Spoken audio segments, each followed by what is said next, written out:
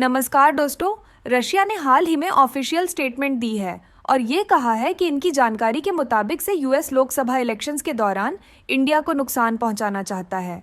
यहाँ पे आप देख पाओगे आरटी इंडिया या रशिया टुडे इंडिया की एक ट्वीट है और यह जो यहाँ पर महिला है ना, ये है मरिया झखरोवा, जो कि 2015 से रशिया के विदेश मंत्रालय की स्पोक्समैन है। इन्होंने वर्ल्ड मीडिया को एड्रेस करते टाइम बहुत सारी बातें बोली, इंडिया, यूएस और इवन खालिस्तान इशू के बारे में। मगर सबसे इम्पॉर्टेंट स्टेटमेंट इन्होंने ये दी कि US aims to destabilise India during Lok Sabha 2024 elections. अब क्योंकि ये स्पोक्समैन है रशियन फॉरेन मिनिस्ट्री की, तो ये रशिया की ऑफिशियल स्टेटमेंट है।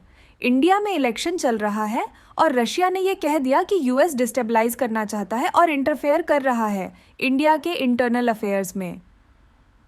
और उन्होंने जो यूएसए में बैठ के इंडिया के अगेंस्ट बोलने वाला खालिस्तान की बातें करने वाले पन्नू के ऊपर, जिस पर यूएसए ने आरोप लगाया था कि इंडिया के एजेंट इस आदमी को मारने की कोशिश कर रहे थे, रशिया की स्पोक्समैन मरिया झखरोवा ने इसका जवाब देते हुए कहा, यहाँ पर सबसे पहली बात ये कही कि रशिया जो इस इशू को देख रहा है, इनके हिसाब से कोई भी एविडेंस सामने नहीं आया जिससे यह साबित होता है कि जेन्युइनली इंडिया के एजेंट यूएस गए थे और पन्नू को मारने की कोशिश की गई थी।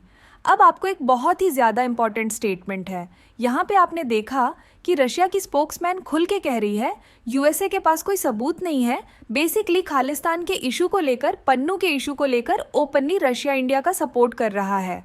और मेरे ख्याल से यूएस अभी तक ना समझ नहीं पाया कि ये खालिस्तान सेपरेटिज्म का जो इशू है इंडिया के लिए कितना इम्पॉर्टेंट है। और एक बार इंडिया के साथ यूएस अपना जो ट्रस्ट ये बिल्ड करने की कोशिश कर रहे हैं, इसको किस हद तक यूएस डैमेज भी कर सकता है इस इशू को लेकर। रशिया यहाँ पर नहीं रुका। उसके आगे रशिया की जो स्पोक्समैन है, इन्होंने ये तक कह दिया कि यूएसए के जो आरोप है कि इंडिया में रिलीजियस फ्रीडम राइट्स ये वायलेट किए जा रहे हैं, ये भी बिल्कुल गलत है। मैंने इससे पहले रशिया का इतना ज़्यादा सपोर्ट इंडिया के लिए नहीं देखा था। इवन रशिया को अब यह भी पता है कि वेस्टर्न यूरोप के साथ भी कोई इनका ट्रेड नहीं होने वाला। इंडिया इनके लिए एक क्रिटिकल कंट्री है। तो इंडिया में जो लोग हैं उनका सपोर्ट जीतने की कोशिश कर रहा है रशिया। ये स्टेटमेंट्स देकर मे भी हो सकता है। एंड रशिया एक बहुत ही ज़्यादा इंपॉर्टेंट जियोपॉलिटिकल वॉइस है, एक बहुत इंपॉर्टेंट कंट्री है। आज भी रशिया इतना खुल के इंडिया के सपोर्ट में आ रहा है।